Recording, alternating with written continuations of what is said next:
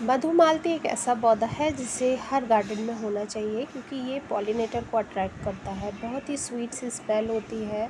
अगर आप सब्जियों वगैरह लगाते हैं तो आपको मधुमालती ज़रूर लगाना चाहिए। कुछ दिनों पहले मैंने आपके साथ शेयर किया था कि आप वेट कीजिए, मधुमालती में जुलाई के टाइम पे के बाद ही फूल खिलते हैं, क्योंकि उस समय काफ़ी सारे इस तरह के वीडियो मैं देख रही थी कि फूल नहीं आ रहे हैं तो ये ऐड कीजिए, वो ऐड कीजिए, लेकिन ऐसा नहीं होता है। हर फूल का एक टाइम होता है। हेलो फ्रेंड्स, आज मैं बात करूंगी मधुमालती या रंगून क्रीपर की। पूरी ओवरऑल आपको क्या केयर करनी है। ये एक परमानेंट फ्लावरिंग वाइन है, मतलब अगर आप इसे एक बार ख़रीदते हैं तो ये सालों साल आपके पास ऐसे ही बनी रहेगी। ज़मीन में लगा देंगे तो वैसे इसको इतनी ज़्यादा कोई भी केयर की ज़रूरत नहीं पड़ेगी, लेकिन आजकल हम मैक्सिमम प्लांट्स जो हैं पॉट्स में ग्रो कर रहे हैं, तो उनकी क्या केयर करनी है वो मैं आज आपके साथ डिस्कस करूँगी। चलिए देखते हैं। कुछ पौधे होते हैं जिनके साथ आपकी बहुत ही बचपन की यादें जुड़ी होती हैं। मधुमालती एक ऐसा ही पौधा है। बचपन में, हाँ, जहाँ पन्नागर यूनिवर्सिटी में हम क्वार्टर में रहते थे, वहाँ ये वाइन लगी हुई थी क्वार्टर में सामने, और ज़मीन से ये लगभग 2 मंजिला क्वार्टर में ऊपर तक फैली हुई थी।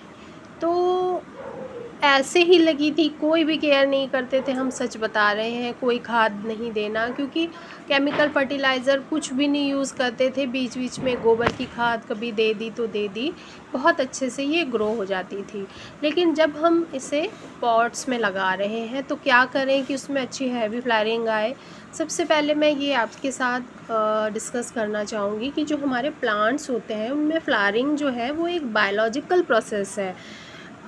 उसमें ये मैकेनिकल नहीं है कि हम ये खाद डाल दें, वो कर दें, ये कर दें तो उसमें हैवी फ्लावरिंग देखने को मिलेगी। हाँ, लेकिन आजकल क्योंकि साइंस इतने एडवांस लेवल पे पहुंच चुकी है, तो बहुत सारे जो प्लांट्स के ग्रोथ हार्मोन्स होते हैं, जैसे जिब्रेलिक एसिड्स वगैरह, वो भी आपको मार्केट में अवेलेबल है, मिल जाएंगे। तो उसी की मदद से टाइम से पहले फ्लावरिंग आप ले सकते हैं। तो वो एक अलग प्रोसेस है, उसमें मैं बात नहीं करूँगी। मैं आज आपको एक नॉर्मल प्रोसेस की, आप अपने पास अगर मधुमालती रखते हैं तो वो आपके पास सालों साल तक इसी तरह बनी रहे। और जब इसका फेवरेबल टाइम आता है, जैसे मैं हमेशा बोलती हूँ, हैवी फ्लावरिंग मतलब मैच्योर पौधा हो, हेल्दी पौधा हो, बहुत सारी ब्रांचेस हों उसके अंदर, और जब इसका फेवरेबल टाइम आता है, सीज़न आता है, तब जाके आपके पौधे में बहुत सारी हैवी फ्लावरिंग देखने को मिलती है। तो मधुमालती की जो फूल होता है, ये आप देखिए इस तरह से गुच्छे में खिलता है। पहले वाइट कलर का, शाम के टाइम पे फूल खिलता है, वाइट कलर का एक फूल खिलेगा, फिर धीरे धीरे ये देखिए वो रेड कलर का हो जाता है, वाइट से पिंक शेड में आता है, फिर उसके बाद रेड कलर का हो जाता है।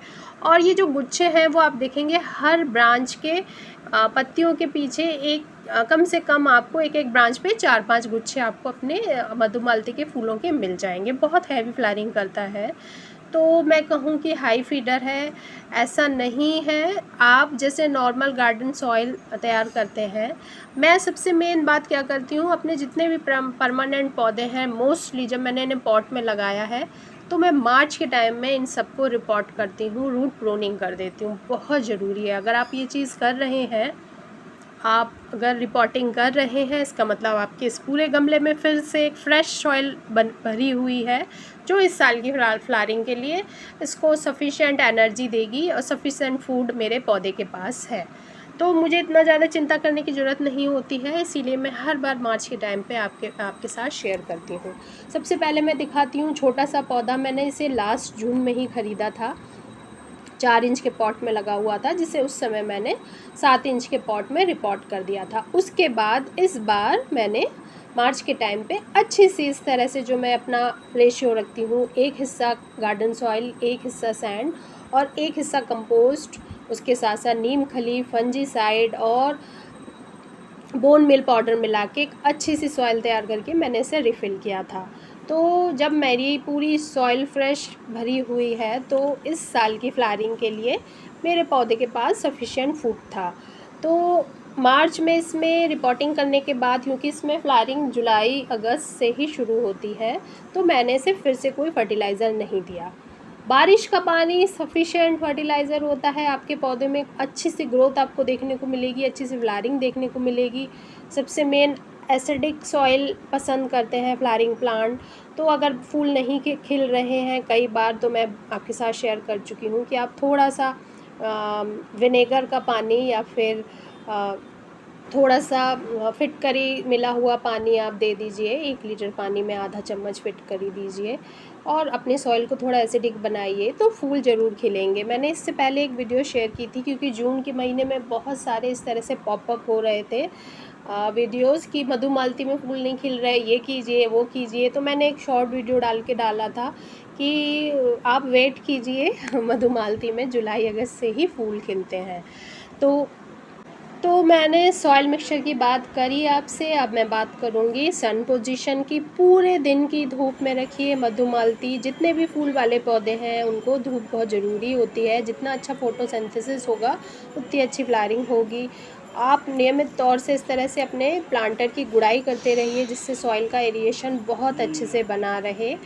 और सबसे मेन बात, बारिश होती है तो बहुत, इस बार क्योंकि बारिश बहुत कम हुई है, बारिश अगर हो रही होती है तो जो एटमॉस्फेयर में मॉइस्चर होता है तो हमारे पौधों को ह्यूमिडिटी मिलती रहती है। लेकिन ड्राई वेदर में आप अपने पॉट्स का मॉइस्चर बना के रखिए, ये बहुत ज़रूरी होता है आपके अच्छे फ्लावरिंग के लिए। और स्पेशली जब बर्ड्स आनी लगती है ना, तो उस समय आपका पौधा, वो जो पानी की कमी से या ड्राई, एकदम सॉइल ड्राई हो गई तो उसके बाद लटक जाती हैं पत्तियाँ, उस शौक में ना आ जाए। अगर वो चीज़ होता है तो उससे कई बार आपके पौधों की जो फूलों का जो साइकिल है उसमें थोड़ा सा डिस्टर्बेंस आता है, थोड़े कम फूल आपको देखने को मिलेंगे। अब मैं बात करूँगी वाटरिंग के ऊपर। देखिए, अब मैंने इस साल इसे ये लगभग 11 इंच के पॉट में लगाया था। तो लगाने के बाद स्पेशली नॉर्थ इंडिया में अगर आप रहते हैं जहाँ ड्राई वेदर है, तो पानी देते हुए ये ध्यान रखिए, क्योंकि हम लोगों का एक रिदम सा बन जाता है कि सब पॉट्स में एक जैसे ही पानी दिए जा रहे हैं। मेरे पास ये 11 इंच के 3 पॉट्स हैं, बाकी सब 10 इंच, 8 इंच, 7 इंच इस तरह से लगे हुए हैं। तो पानी देना थोड़ा ध्यान से दीजिए, कि जब भी पानी दीजिए थॉरोली दीजिए कि इसके ड्रेनेज होल से पानी बाहर आए। अभी देखिए, मैं एक मग से दे रही हूँ। नॉर्मली मैं पाइप लगा के इसमें पानी देती हूँ। तो सबसे पहले बड़े पॉट में दे जाती हूँ, फिर सब पौधों को देके फिर दोबारा से इसे फिल करती हूँ। देखिए, पहली बार मैं अपने इस पॉट में 3 मग मैंने पानी डाले हैं। उसके बाद मैं वेट करूँगी, पानी नीचे तक जाएगा और मैं आपको दिखाऊँगी 3 मग पानी देने के बाद भी आपका पानी नीचे ड्रेनेज होल से बाहर नहीं आता है। देखिए, नहीं आया ना पानी बाहर, तो इसका मतलब मेरे पॉट को और ज़्यादा पानी की ज़रूरत है। जब भी आप बड़े पॉट में अपने पौधे लगाएं तो पानी देते समय ये ज़रूर ध्यान रखिएगा कि थॉरोली, जब भी पानी दें अच्छी तरह से दें, स्पेशली इस ड्राई सीज़न में। इस समय तो बारिश के टाइम में भी बहुत ड्राई वेदर था जुलाई अगस्त में। तो फिर से मैंने 2 मग पानी दिया, तो टोटल 5 लीटर पानी इस 11 इंच के पॉट में मैं दे चुकी हूँ। और अब ये देने के बाद आप देखेंगे थोड़ी ही देर में नीचे से पानी आपको दिखने लगेगा कि पानी नीचे ड्रेनेज होल से बाहर आने लगा है। तो जब भी आप पानी दें तो इस बात का आप ज़रूर ध्यान दीजिए कि जब भी पानी दें ड्रेनेज होल से पानी बाहर आना चाहिए। और ये एक और गुड साइन है कि जो मेरी पॉटिंग सॉइल मिक्सचर है वो वेल ड्रेन है। तो अगर आपकी potting soil mixture well drain है तो आपका पौधा कभी भी ख़राब नहीं होगा, सालों साल तक वो इसी तरह से आपके पास बना रहेगा। तो पानी देने का भी बहुत ज़रूर से ध्यान रखिएगा। आपने एक बार अच्छे से सॉइल मिक्सचर तैयार करके भर दिया, अगर आप अच्छे से उसमें पानी दे रहे हैं, उसके बाद आपको, जैसे मैं बोलती हूँ, फेवरेबल टाइम का इंतज़ार करना है अच्छी और हैवी फ्लावरिंग के लिए, जो अब शुरू हो चुका है मधुमालती के लिए। सितंबर के मंथ में बहुत अच्छी फ्लावरिंग होती है। अभी देखेंगे सारा पानी इसमें से ड्रेन आउट हो जाएगा। तो आप जब भी पॉटिंग सॉइल मिक्सचर तैयार करें, अपने प्लांट अगर इस तरह की सॉइल में लगा रहे हैं तो वो एक हेल्दी और हैप्पी प्लांट होगा, बहुत अच्छी फ्लावरिंग होगी। और अब बात करती हूँ मैं फर्टिलाइज़र की, कि आप किस तरह से इसे फर्टिलाइज़ कीजिए। जब मैंने मार्च में से रिपोर्ट करके लगाया, उसके बाद तक जुलाई में मैंने बिल्कुल भी फर्टिलाइज़र ऐड नहीं किया। अभी आप देख सकते हैं ये जो बोगनविलिया में है, ये दोबारा से फूल खिल रहे हैं, ये सेकंड राउंड है। एक बार इसमें पूरी अच्छी हैवी फ्लावरिंग हो चुकी है, अब ये दोबारा इसमें फूल खिले हैं, तो इसके लिए मैंने क्या किया, हल्की हल्की सी सॉफ्ट प्रूनिंग करके इसे मैंने फर्टिलाइज़ कर दिया था। तो मेरा फर्टिलाइज़ करने का वही है, मैं ऑर्गेनिक फर्टिलाइज़र ही देती हूँ। अभी कुछ दिनों पहले मैंने मोगरा की केयर भी शेयर की थी। उसके बाद देखिए सब टिप्स पे इतनी अच्छी फ्लावरिंग हो रही है। लगातार मैं मोगरा से फूल ले रही हूँ। मार्च से ये सितंबर आ चुका है, और अक्टूबर तक जितने भी आपके समर फ्लावरिंग परमानेंट पौधे हैं, नॉर्मली ऐसे ही, जैसे आलामंडा हो गई, बोगनविलिया में 2 बार फूल खिलते हैं, कनेर में 2 बार फूल खिलते हैं। एक बार इसमें अप्रैल मई तक फ्लावरिंग होके फिर थोड़ा सा इन्होंने ब्रेक लिया, फिर अभी फिर से बोगनविलिया और कनेर में अच्छी फ्लावरिंग हो रही है। तो अभी आप देखिए ये बंदर पूरे इस बार टिकोमा वाइन में फूल रहने ही नहीं दे रहे हैं। एक बार मधुमालती को भी जा आके तोड़ चुके हैं। तो फर्टिलाइज़र का वही है, मैं वर्मी कंपोस्ट, नीम खली, bone meal powder, fungicide add किया मैंने जुलाई के महीने में। उसके बाद अगर आप चाहें तो उसे मैंने अभी तक नहीं दिया है, क्योंकि गर्मी इस बार बारिश बिल्कुल नहीं हुई हमारे यहाँ पे। तो सरसों की खली मैंने इस बार अभी तक एक बार भी अपने किसी पौधे को नहीं दी है। मे बी इस बार मैं सितंबर लास्ट में दूँगी। और लेकिन मैं प्याज के छिलकों का पानी बीच बीच में देती रहती हूँ, वो भी मैं आपके साथ कई बार शेयर कर चुकी हूँ। और बनाना पील फर्टिलाइज़र, ये चीज़ मैं देती रहती हूँ बीच बीच में 15-20 दिनों के अंदर ऐसे घुमा के सभी पौधों में। तो वो तो मेरा वेस्ट है, वेस्ट से निकलने वाला एक ऐसा फर्टिलाइज़र है जिसे मैं ज़रूर ही अपने सभी पौधों में थोड़ा थोड़ा देती रहती हूँ। और जो ऑनियन पील फर्टिलाइज़र है वो एक्चुअली इसमें सल्फ़र की बहुत अच्छी मात्रा होती है।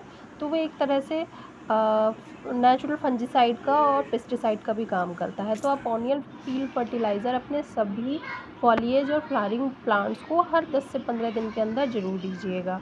उसका प्रोसेस मैं शेयर कर चुकी हूँ, वीडियो लिंक मैं दे दूँगी। और बारिश का इंतज़ार कीजिए, बहुत अच्छी हैवी फ्लावरिंग होगी। मधुमालती में अभी तक मैंने नॉर्मली पेस्ट अटैक नहीं देखा है, लेकिन फिर भी मैं एज ए प्रिकॉशनरी अपने सभी पौधों में नीम ऑयल का हर 15 दिन में स्प्रे करती हूँ। स्पेशली बारिश के टाइम में क्या होता है, मच्छरों से बचने के लिए भी मैं नीम ऑयल का स्प्रे करती हूँ। ये हल्का सा एकदम नीम ऑयल, 1 लीटर पानी में 1 चम्मच नीम ऑयल और 1 चम्मच जो लिक्विड सोप है वो घोल के अपने सभी प्लांट्स में छिड़क देती हूँ, जिससे मच्छर भी दूर रहते हैं मेरे गार्डन से, और जो छोटे मोटे पेस्ट होते हैं उससे भी मेरे पौधों की रक्षा होती है। तो यही सब केयरिंग टिप्स है, अगर आप इनका ध्यान रखेंगे तो आपका पौधा आपके पास, अगर आप एक हेल्दी पौधा बन रहेगा तो उसमें एक अच्छी सी फ्लावरिंग होगी। और सबसे मेन है कि वो हमेशा सालों साल तक आपके पास ऐसे ही फ्लावरिंग करता रहेगा। केमिकल फर्टिलाइज़र देख के आप, हो सकता है कि 1-2 सीज़न तक अच्छी फ्लावरिंग ले लें, लेकिन वो लॉन्ग टर्म के लिए पौधे, सॉइल, एनवायरनमेंट सबके लिए ही हानिकारक है। देखिए अभी ये फूल खिलने वाला है, क्योंकि शाम का टाइम है। शाम के टाइम पे ही इनकी जो फूल हैं खिलते हैं। उसके बाद हल्के से वाइट से पिंक से अच्छे से, मतलब इनका जो है ना वो शेड चेंज होता रहता है। फिर लास्ट में रेड कलर के होके 2-3 दिन के अंदर ही एक ये जो है फूल फिर मुरझा के गिर जाता है। लेकिन काफ़ी अच्छा लगता है जब इस तरह से बंचेस में इसमें फूल खिलते हैं। तो आई होप आपको मेरी केयरिंग टिप्स अच्छी लगी होगी। वीडियो को लास्ट तक देखने के लिए thank you so much. Please like, share and subscribe my channel, और बेल आइकन ज़रूर प्रेस कीजिएगा, जिससे आने वाली सभी वीडियो की जानकारी आपको मिलती रहेगी।